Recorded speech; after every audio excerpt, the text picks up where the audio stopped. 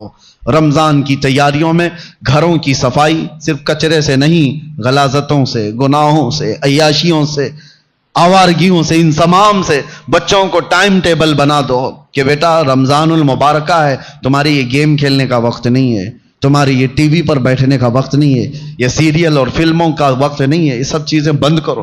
بچوں سے کہو کہ اللہ کا مہینہ آ رہا ہے، اس لیے کہ میرے آقا نے فرمایا قیامت کے دن جس کے خلاف رمضان کھڑا ہو گیا اسے جہنم میں جانے سے کوئی بچا نہیں سکے گا۔ یاد رکھو آپ، جس کے خلاف رمضان اور قرآن کھڑے ہو گئے حضور فرماتے ہیں اس کو دوزخ میں جانے سے کوئی بچا بھی نہیں پائے گا، اور جس کی شفاعت کے لیے کھڑے ہو گئے تو پھر وہ جنت میں جا کر رہے گا۔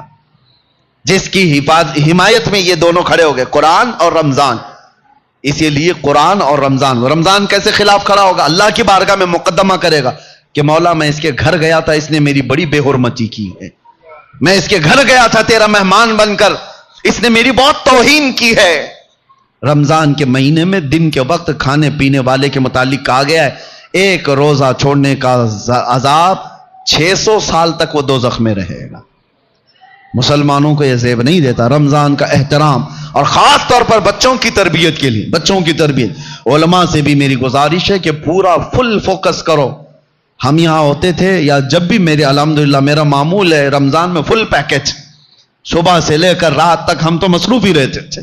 وجہ یہ ہے کہ ان کو شیطان کی وہ ڈالی ہوئی عادتوں کی طرف نہ بھیجا جائے۔ ایک مہینہ تو ہے جو اللہ تعالیٰ نے شیطان سے آزاد کر کے دیا، اس میں اگر دل کو پاک نہیں کیا تو پھر کب پاک کرے گا؟ بچوں کو خاص طور پر ایک چیز کی طرف لے آؤ، ان کے یہ موبائل کی دنیا، بہت سارے ماں باپ، کل میں آپ کو دیکھ رہا ہوں ماں باپ ہم سے کہہ رہے ہیں کہ ہماری بات سے اب بچے مانتے نہیں، ڈر لگ رہا ہے ان کو بولیں گے تو الٹ پلٹ کر دیں گے، مار پیٹ کرنے لگ جائیں گے۔ آج یہ نوبت آ گئی ماں باپ کی کہ تم بچوں کو روک نہیں سکتے، ان کے ہاتھ سے موبائل نہیں لے سکتے۔ اکثر گھروں کا حال ہے یہ، میں آپ کو بتا رہا ہوں، اکثر گھروں کا، لے کر کے دکھاؤ۔ یہ تو ایسا نشہ ہے جیسے چرسی اور گنجیڑی کو چرس اور گانجے سے روکا جائے تو وہ مار پیٹ پہ آ جاتا ہے، اس سے بڑا نشہ ہو گیا ہے۔ رمضان بہترین مہینہ ہے ان کی تربیت کے لیے، سب لوگ یہ عہد کرو، ان سے کہو ٹھیک ہے موبائل تمہارے ہاتھ میں رہے لیکن اللہ سے ڈرتے ہوئے کبھی بھی گندی تصویریں تو دور کی بات ہے، تمہیں گیم کھیلنے کی بھی اجازت نہیں ہے، اپنے آپ کو انٹرٹینمنٹ کے لیے، وقت ٹائم پاس کرنے کے لیے نہیں ہے۔ اور اعتکاف میں جانے والے جو موبائلوں کے ساتھ اعتکاف کرتے ہیں وہ کیا بھلا اعتکاف کر رہے ہیں، ساری دنیا لے کر کے بیٹھتے ہیں۔ اللہ تبارک و تعالیٰ ان فواحشات سے ہماری حفاظت فرمائے۔ آپ سب رمضان کی تیاریوں میں اپنے بچوں کی تربیت پر خاص توجہ دیں۔ ہمیں ڈر لگتا ہے کہ کل کو یہ بچوں کے ساتھ جو ہونے والا ہے، جو وقت آنے والا ہے، بہت ڈر لگتا ہے۔